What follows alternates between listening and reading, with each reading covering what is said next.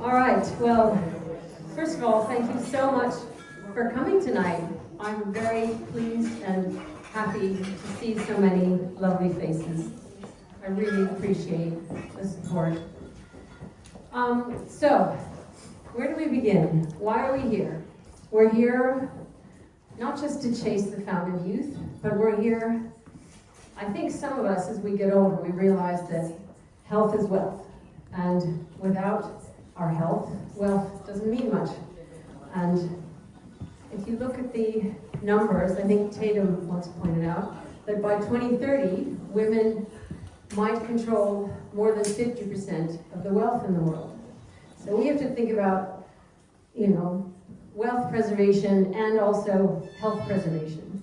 What does that mean? Well, for me, if I think about there's health span without sort of age-related diseases, and there's lifespan, but in my mind, there's also play span, or fun span, as I think of it.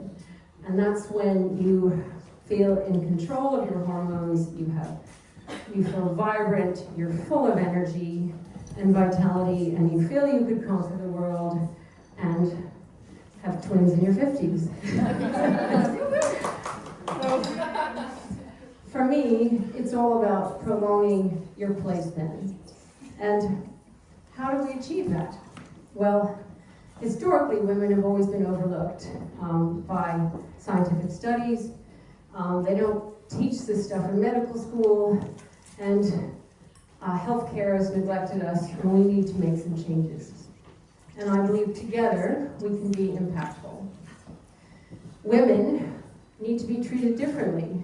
We need to have integrated, holistic healthcare, because your brain, your immune system, your gut microbiome, your stress, everything is connected. So you can't just treat one part of your body and not the other. So we have to be looked at holistically. And how can you make a profound difference? Well, it's actually small, sustainable, healthy habits over a lifetime.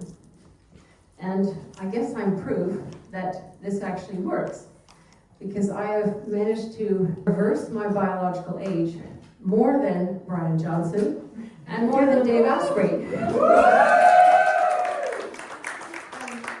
you sort of say, well, you don't live like a monk. How is that capable?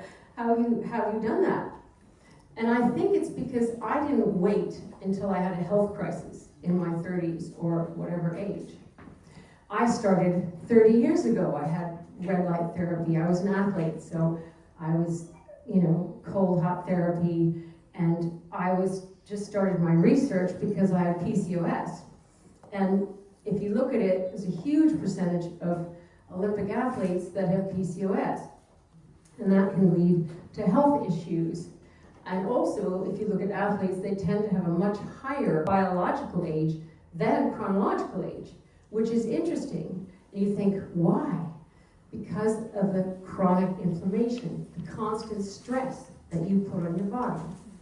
So I came from overtraining syndrome. I was a runner. I had burnout, ran myself to the ground, and I was pretty much infertile at the time. I had no periods, and I said, wait, I want a family. I've got to change things, and I have to learn to embrace butter and healthy fats and adaptogenics and functional mushrooms and listen to my body.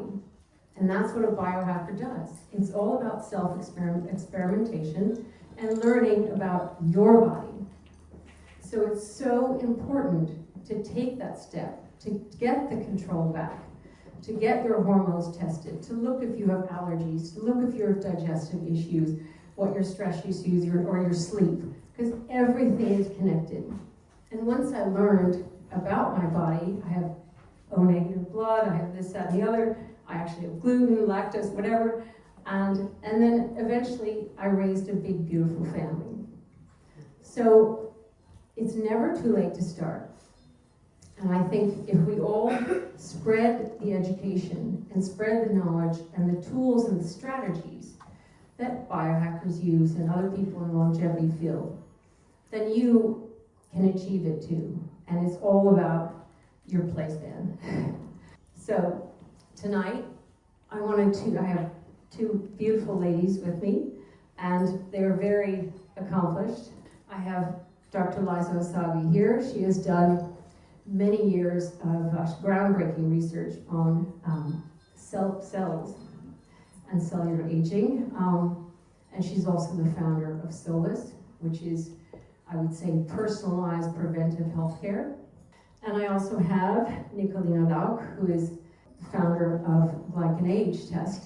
And the GlycanAge, it's pioneer in blood biomarkers. They look at your glycan composition, which is chronic inflammation. And I've actually taken the test, and it's a wonderful tool to have. So thank you so much for joining me.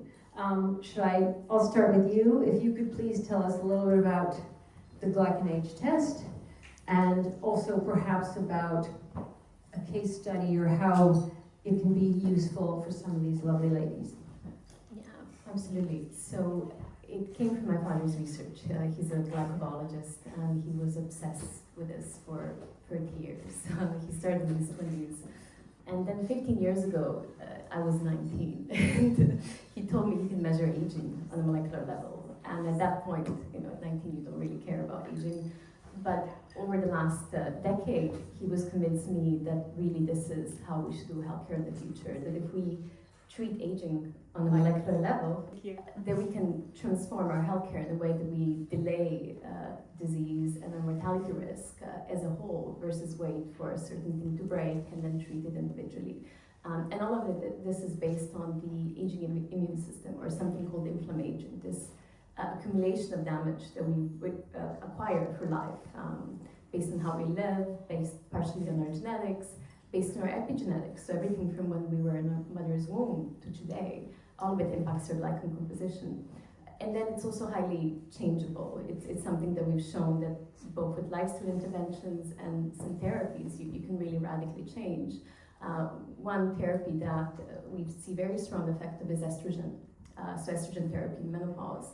And we do have long-term data now that women on estrogen versus not on estrogen have a 40% reduction of all-cause mortality.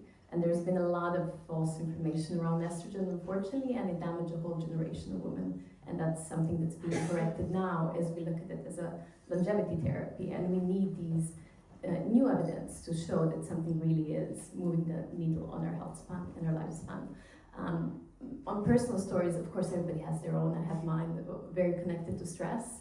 And I'll share a client case study, because I think it's probably similar to a lot of women here. I think we all try to kind of overachieve. We want to have a family, high performance career, and then we also want to be an athlete in the same time. And I think you're the example of that. And you've done a phenomenal job. But we had this one client who had a young family, so 2 little kids, executive role, and then she was doing HIIT training every single evening. So she was really pushing it in every direction she could. And she was working with a functional medicine doctor, and she was 15 years above her age. So that was a shock to her, because of course she's a high performer, so she also wants to be biologically 20 years younger. And then she was negotiating with the doctor, and she was like, okay, well, we can't take away your job, we can't take away your kids. What are we going to change? What can we, and we had this study we did with 1,000 athletes, and we showed that particularly women who are athletes, they're highly inflamed and their biological age is much higher. So she bargained with her to change the HIIT training to yoga. And instead of HIIT, she did yoga every evening. And within 3 months, her age dropped 13 years in terms of glycan. So there was it was stress, in this case, on top of life stress and work stress, she was adding in physical stress, and changing that for another type of activity created a massive difference in her health trajectory. And the problem is our bodies are very adaptable, so we're not going to feel the damage in the short term. We're built for that. We're built to respond to stress, to adapt to it. But over time, the stress accumulates and then causes chronic conditions. And that's a lot of the consequences we have from chronic stress, because if you think about it, when you're running from a lion and we're constantly running from lines in our own head. We don't need to digest food, we don't need to reproduce, we don't need our immune system to fight viruses. And that's okay if that's the case for 5 minutes when you have to run from a threat. But if that's chronic, then all of these systems get damaged through time and lead to issues.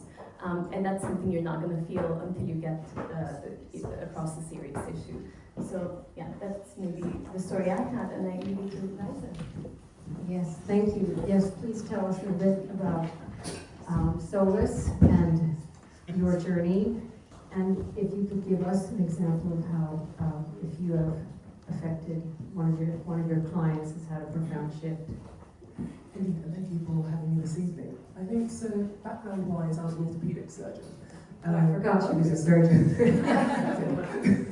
As an orthopedic surgeon and then a PhD in stem cell biology. So it's always been very much a background looking at longevity from a cellular level.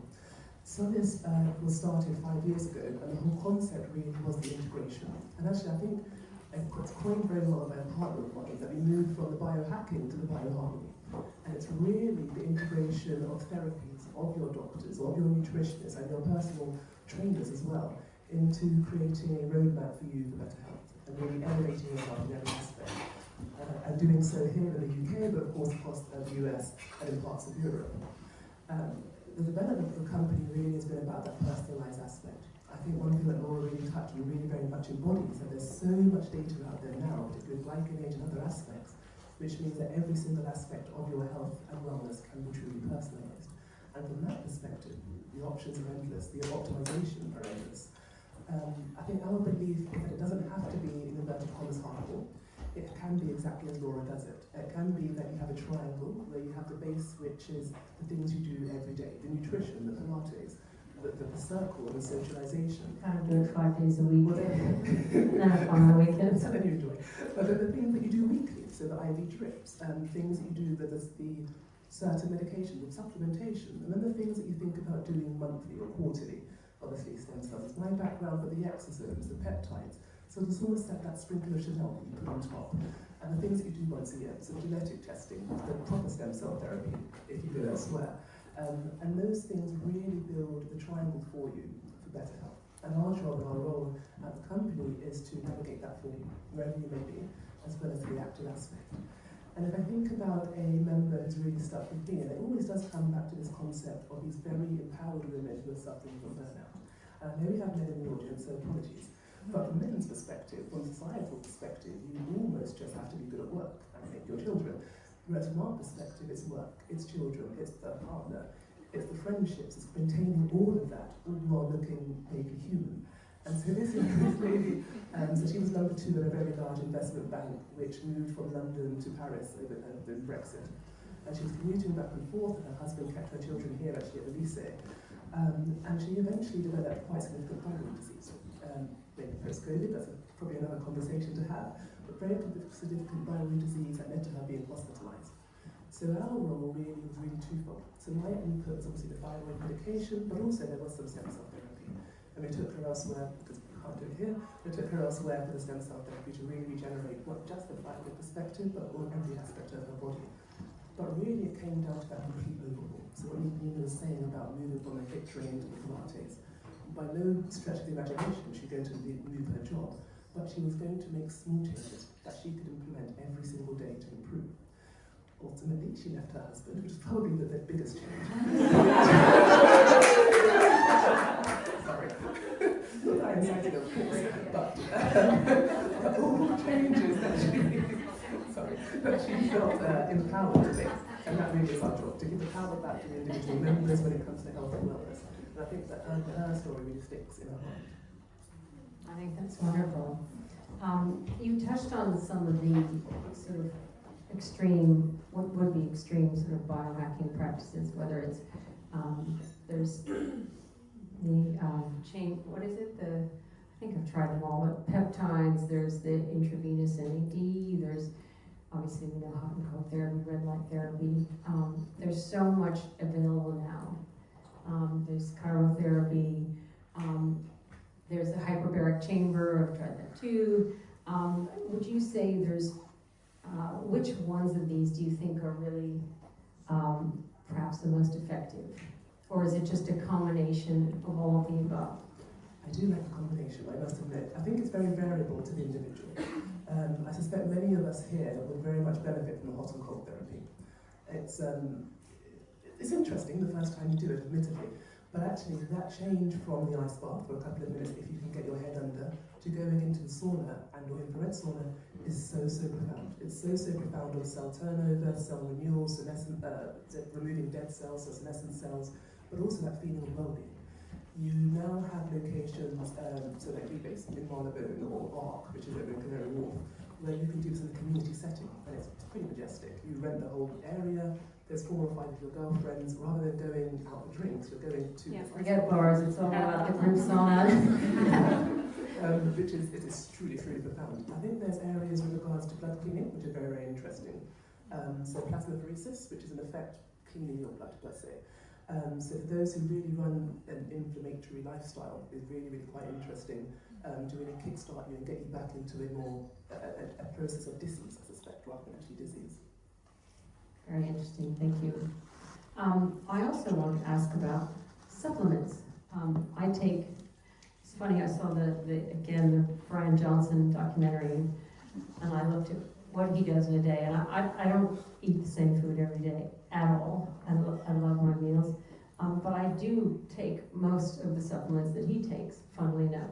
So I guess I've done my research, and I think I sort of cycle through some of these things. I don't necessarily take them all at the same time or all the same day, and I think again, back to the self-experimentation, that's what biohacking is about, and trying to find out what your issues are and what will help you make you feel better. So if you're if you might be potentially pre-diabetic, then you're going to take things that'll help your insulin sensitivities, and so you look at your food and what might spike your glucose levels, and so that'll affect your diet. And there are some things out there like metformin, which is what diabetics take, but it's prescription only.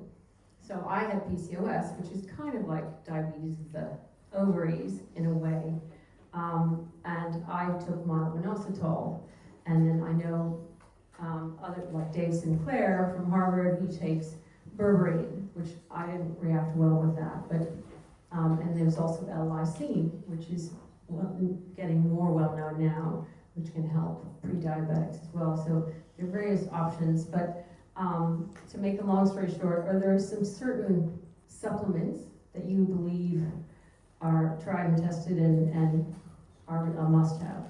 And I think if we move away from the truly personalised, so you've done your blood, you know exactly what vitamins you need specifically for you, and then you make your supplements, which is the ideal, and then you change it every 3 months, because we all change, especially us women.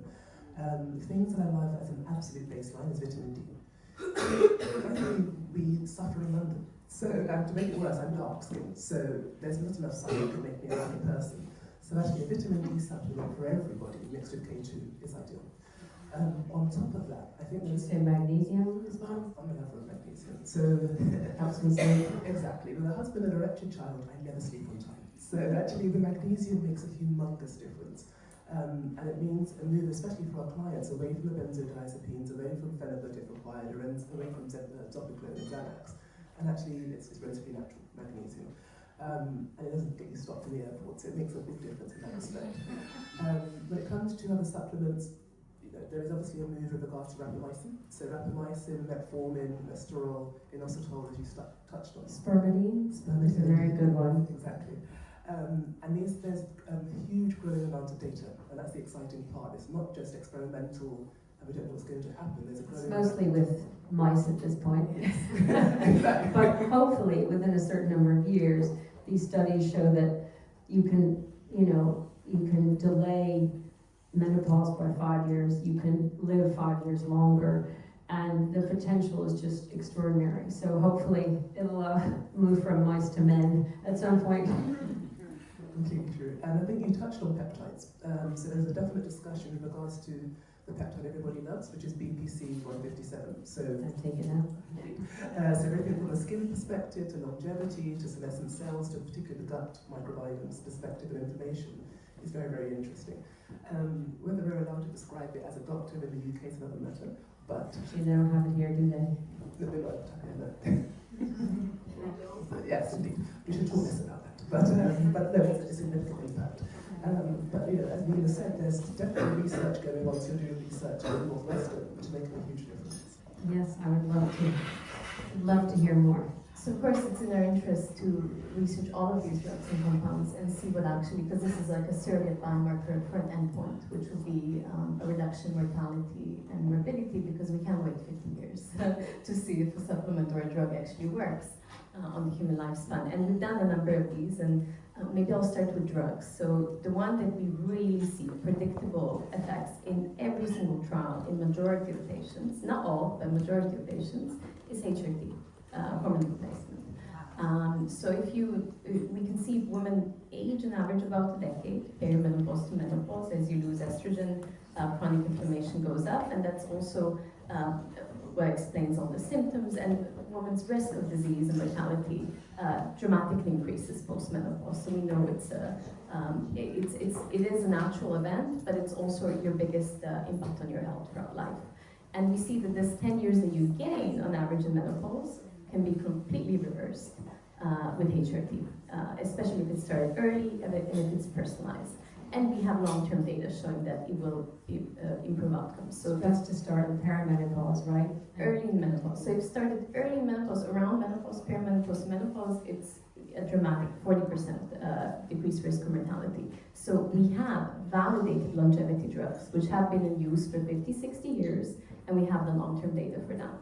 Everything that's new, all the novel drugs, therapies, you don't have that data for it. So it's great to have things that we know are pillars, and of course they should be personalized, there are risk factors, and so forth, but they are longevity therapy. There's so many misconceptions about HRT. I think we were all taught, oh my gosh, you might get breast cancer, you can't take it. And so I think every case is different, obviously. If you have naturally high estrogen, then yes, maybe you need to, think about your dosage.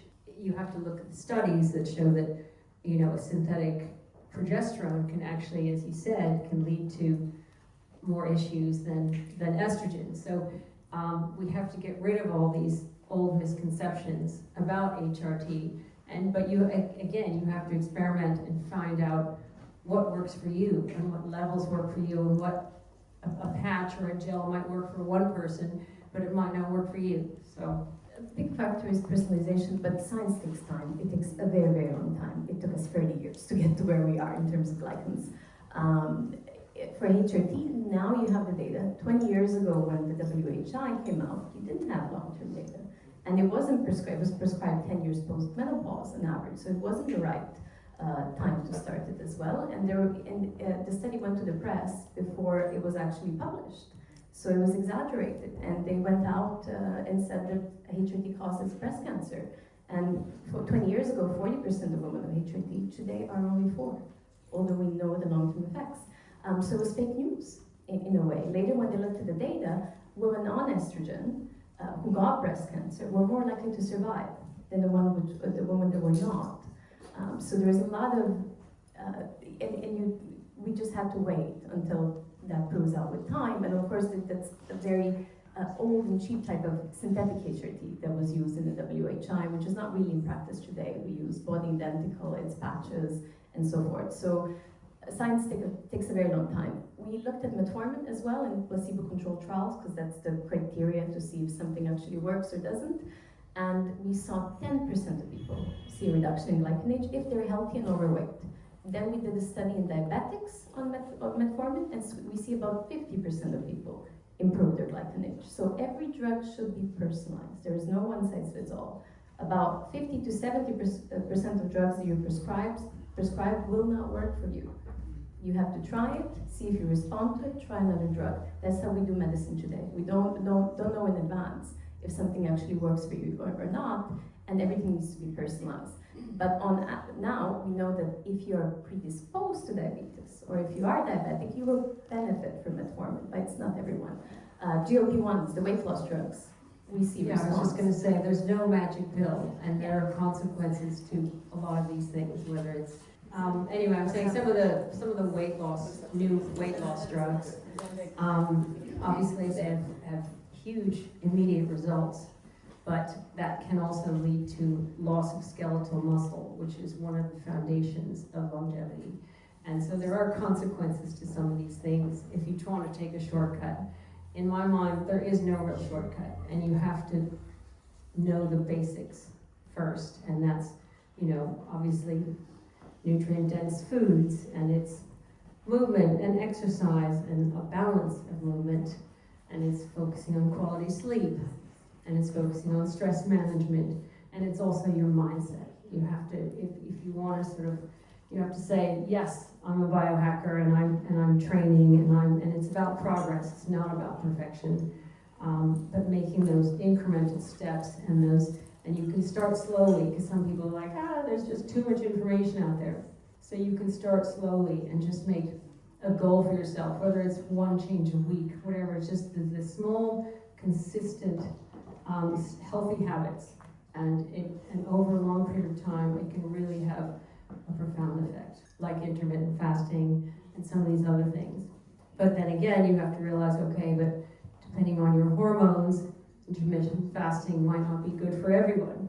Do you have any opinion on this? There's no one size fits all, and that's and also it's by use case. So if it's the overweight population we have today, yes, weight loss drugs will have a huge impact on majority of them. But there is muscle loss, so that needs to be compensated. In terms of supplements, we did research on energy boosters, and we saw a 1.3 years change in the clock, so there is an effect, but there's a big difference to estrogen to NAD boosters, 10 years versus 1.3. We did exosome research in mice, and we saw a 50% reduction. Now, how will that translate to people? We have no idea, and this is, of course, very different therapy to therapy, so all of this needs to be proven out in humans. And with plasmapheresis, we did a human trial. It was in the elderly population, so it was 65 plus, and we saw an average of 3 years reduction in that population. Majority of the people went down in their glycanage, although we did have 2 patients actually go up and then recover. So it's stress on the body, particularly if you're 65 plus. So there's never going to be a magic pill, there's no magic supplement. It's about what do you need, what works for you. And some things will work for a majority of women, estrogen, because we all need it after a certain age. But there'll be a lot of things which, for example, metformin was advertised as a longevity drug, and 1 million people went on it because it was advertised as a longevity drug. And probably majority of them did not have good effects from it. And it has side effects. It reduces testosterone, it reduces muscle gain in the gym, so it can impact your gut health. There are side effects of every single drug. So if you're taking it for a longevity perspective, make sure you're working with a good doctor that's looking at all of your biomarkers and making sure that therapy you're taking is actually going to benefit your long-term health and you're not doing harm for the sake of a trend. So that's my choice. I think I would completely agree on this end.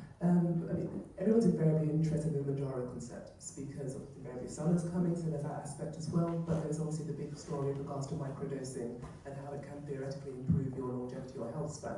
And I think, as Nina said, the data is frankly not out there, but there definitely is a subset of people, and many subsets, for whom Manjaro cannot be a quick fix, but it can certainly be a Kickstarter. I think, what you said both says is very much the key, that you're working with somebody who's monitoring you and saying, okay, well, enough is enough now. And making sure you're doing the exercise that comes with it, making sure you're having the supplementation, you're eating well around it. I think not everyone might know what Manjaro is, but it's another form. It's like Ozempic. Exactly. So Manjaro, Ozempic, in the olden days, Saxenda, which was a once-a-day injection, which I really didn't like. But what they noticed after the diabetic studies was the amount of weight loss that people had. And also the weight loss that was noted in perimenopausal women. So that weight that people up and gain, which makes them feel somewhat matronly. So around the chest, around the abdomen, on the bottom, and actually Manjaro seemed to really just carve that up. From the cardioprotective aspect, so the idea of it being theoretically protective somewhat of your heart. And so indeed, I was talking to a professor of endocrinology just yesterday, and they were saying that indeed, if your BMI, so your body to height, weight to height ratio is over 27 and you have insulin resistance and or some risk factors, then actually it is very much indicated. That is now going into NICE guidelines to be indicated. So indeed, I think it's about guidance. It's about being on it for a short period if you are going to go on it. Because ultimately, it's better that you go on it with somebody who has your best interests at heart than a company that sells it online, per se.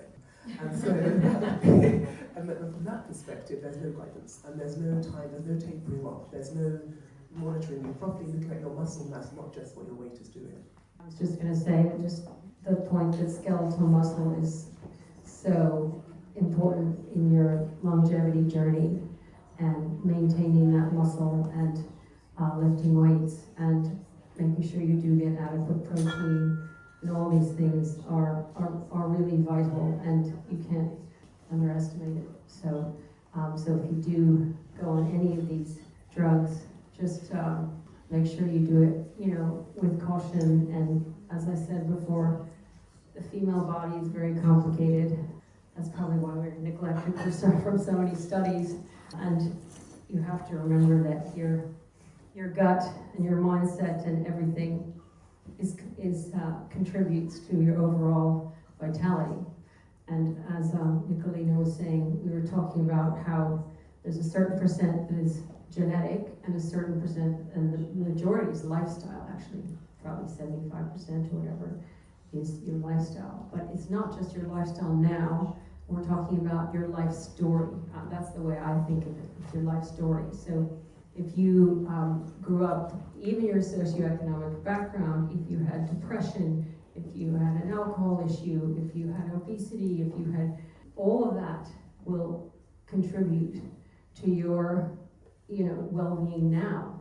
It's a combination, and it's a lifetime of damage or not damage, and it's never too late to start, but you have to consider all of these things, because you might have a certain propensity from your parents for diabetes or for something else. So sometimes these things are passed on for generations, and trauma as well. So you have to really treat the mind, body, soul, I think, when it comes to women and well-being. I think it's very, very true. I mean, the integration aspect is very much key. So what's going on in your mind and going on in your gut will invariably affect the body. And invariably, as you quite rightly said, what happened in the past, and not just you as a child, but unfortunately your parents and their grandparents before you. I think what the girls from Dream here and Stephanie Kuku have seen, the amount of data that we can now gather from the past to really impact and predict somewhat what's going to happen into your future from a health perspective is simply profound. So it's not just the day-to-day data and trends that we can get from your work and your aura and really track what's going on and how your life is affecting you, but it's also putting in the data from the past to really think, okay, where do we think you're going to end up, where are you going to go, tracking with the glycan agent and chronological aging testing, and then making changes to really impact that. Yeah, I know, Nicolina, you were saying the other day that the glycan age test can help predict if you could have so many age-related diseases within 5-6 years. So it's a very wonderful preventative tool for so many people. So we did this review on all the diseases which are connected to your IgG glycan, which is your adaptive immune system. So it's the aging, learning immune system. And if we look at chronic disease today, a lot of it has a common cause, which is this low-grade chronic inflammation. And we lose this capacity to regulate our inflammatory response through life. So it's like, in a way, like a slowly accumulating autoimmune disease that happens to everyone with aging. And glycans regulate this inflammation, so they suppress it, they activate it. And we can predict cardiovascular events 10 years ahead of time by looking at glycans, and we see a gender difference, which is the first time we see gender-specific biomarkers. We can predict insulin resistance 7 years ahead of time. We can predict rheumatoid arthritis 10 years ahead of time. Crohn's disease 6 years ahead of time, and we know that glycans actually cause the disease. And in this age clock, from what's been studied so far, we know there's 70 different diseases which are connected to the same mechanism, which you can control with lifestyle and really impact. And if we look at the things that mostly impact your glycan age, menopause on average gives you 10 years. PTSD, so a diagnosis of PTSD gives you 15 years. So being stuck in fight or flight, so your mind, is worse than menopause. And actually, a lot of us are stuck in fight or flight. And that's a very complex topic that we're just learning about. It's something called psychoimmunology. So how, and if we think about the origin of disease, it's probably the stress response. We did this study of 31 different populations around the world.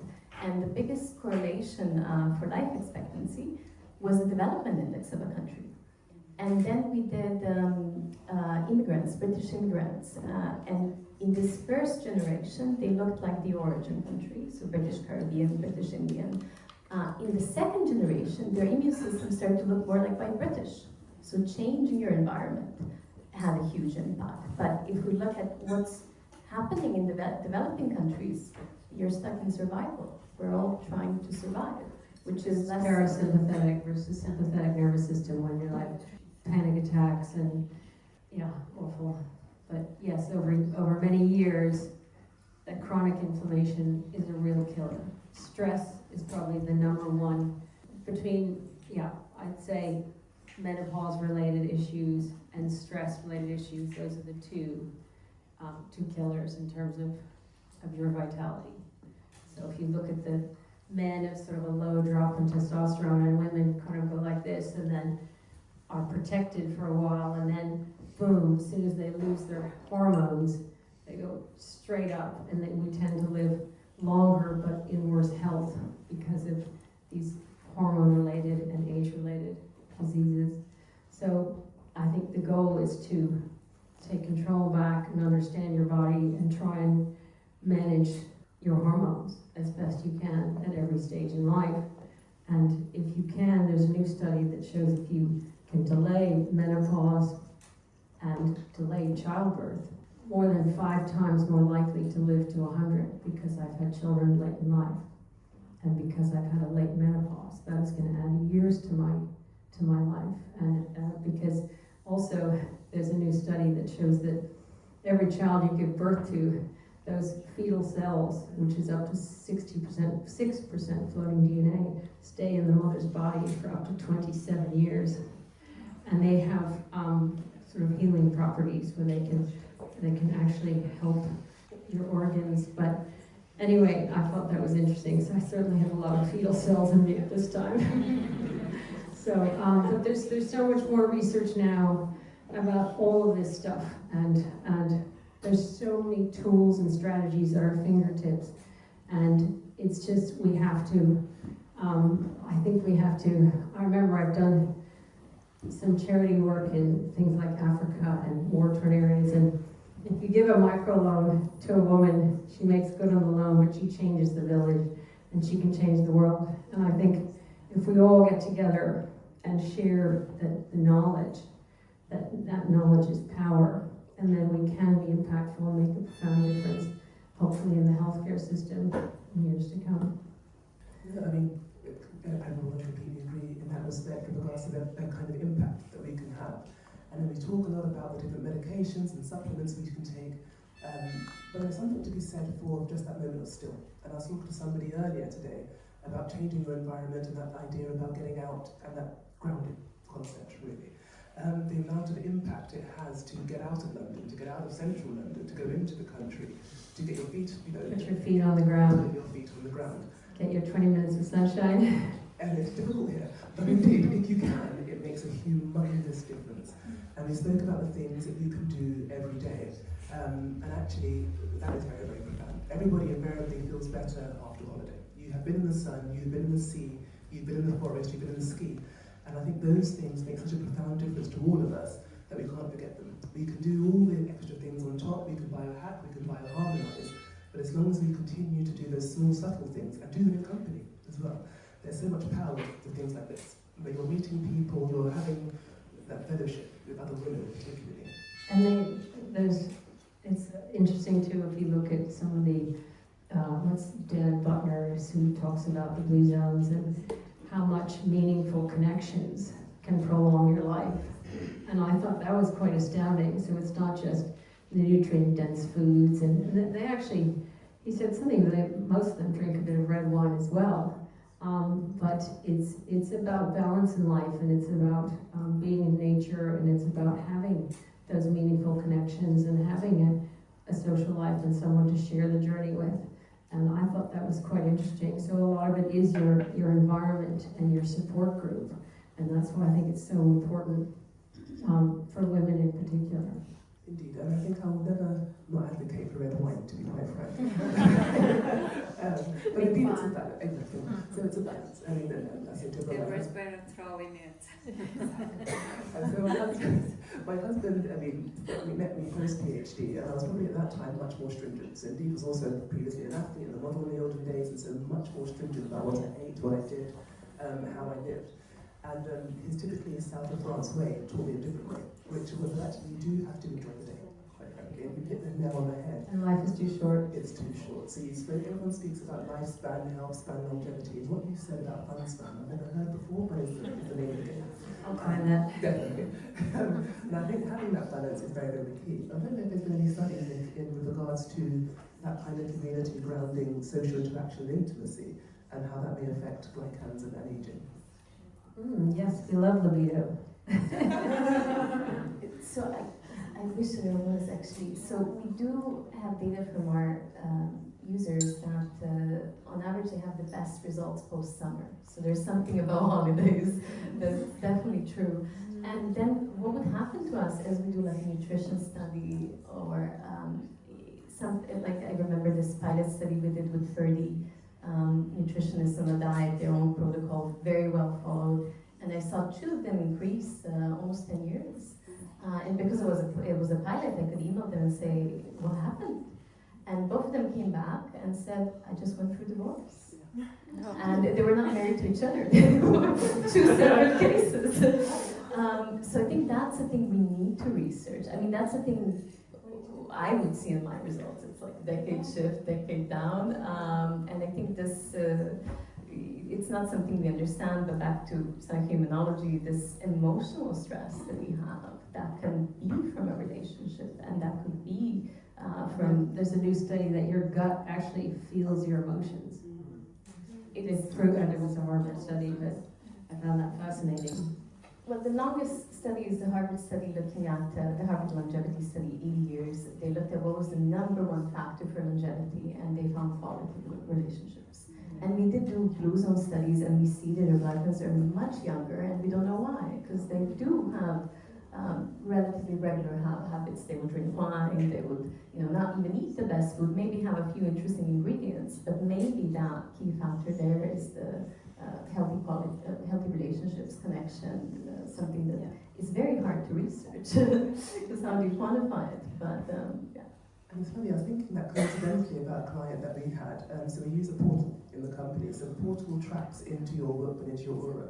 So it gives us the data immediately. So every time you turn your aura or your whip on, we get to see exactly what's going on, which many people don't like. But if you do have it on, you can see when you're getting ill, what your HRV is doing, what your sleep score's doing. And we're noticing with this lady that her HRV was becoming terrible every day, every Friday. Every Friday it was awful. And then Monday, Tuesday, Wednesday it started to get better.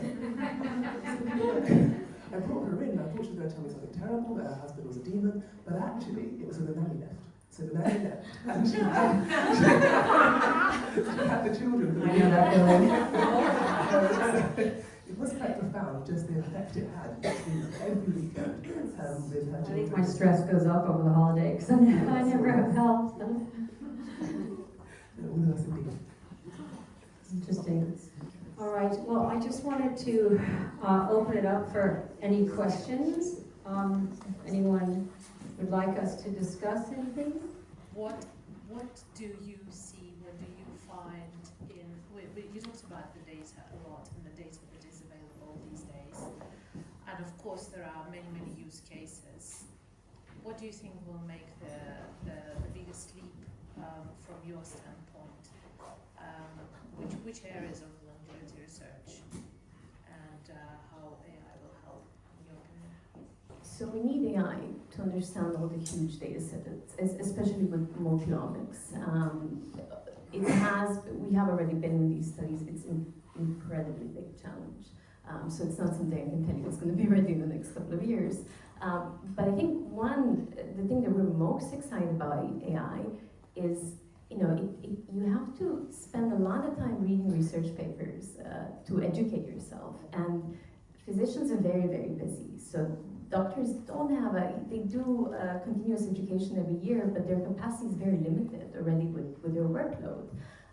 So it's much easier for AI to read all of this research for you and then synthesize it and help explain results to your patients. So what we've been using it is to integrate all the other clinical data you have with glycan data, with all the, like a glycan-educated AI agent, and then make a conclusion that goes to the doctor for them to filter it and decide, is this useful or not? So that's something we have in development at the moment, but it's really to save doctors time on education. And I think this could have been a massive benefit to the genetic space years ago, because it took 15 years for us to understand genomics and to implement them clinically. And if we had AI then, it would have been much, much easier to move the needle on that. So I think we're in a great place having AI to work with glycans, metabolomics, all the other omics we have. So that's my use case at the moment. And I think also now, if we touch on the trackable wearable stuff, there, I mean, I've tried a few of them,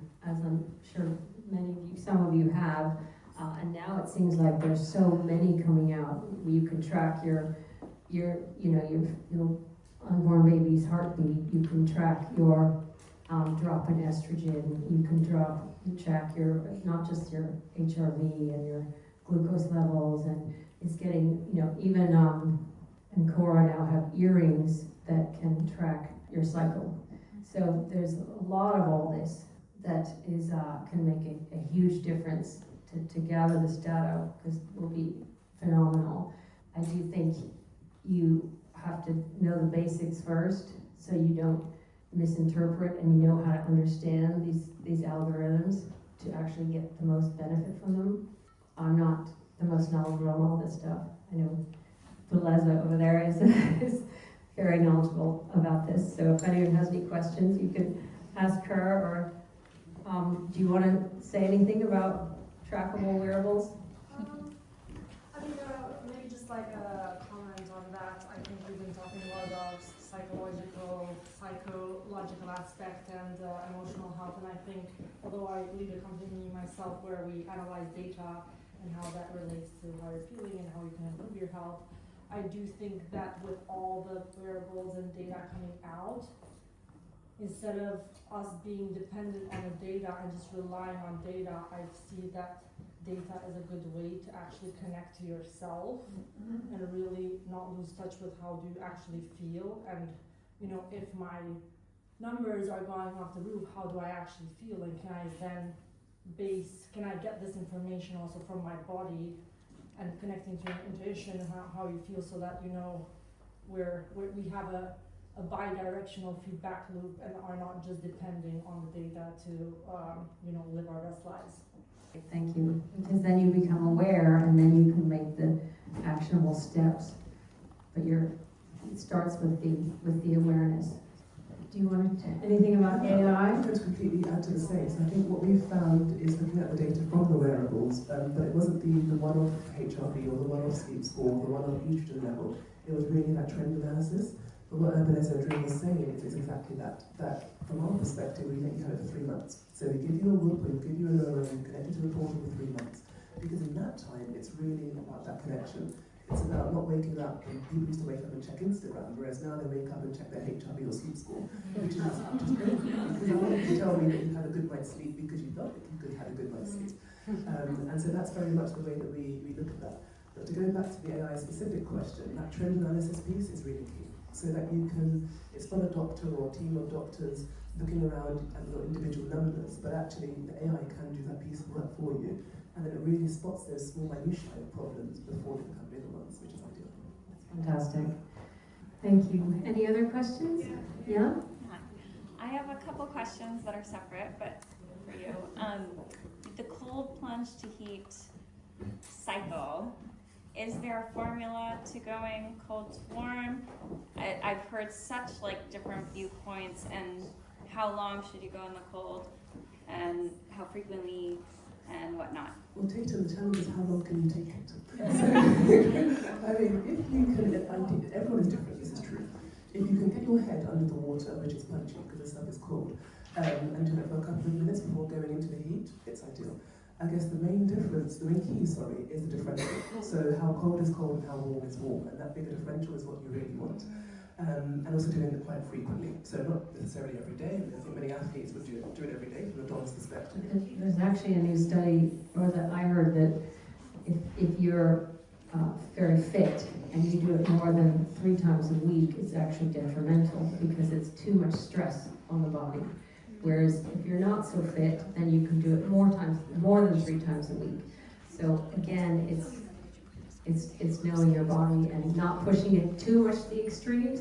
So some stress is good for your body because it gets all the right protons and everything, and it builds resilience. But too much stress, and then it has a negative impact. And cold to heat always, or can you mix cold to heat? Okay, my second question is on stem cells. Obviously controversial in a lot of ways.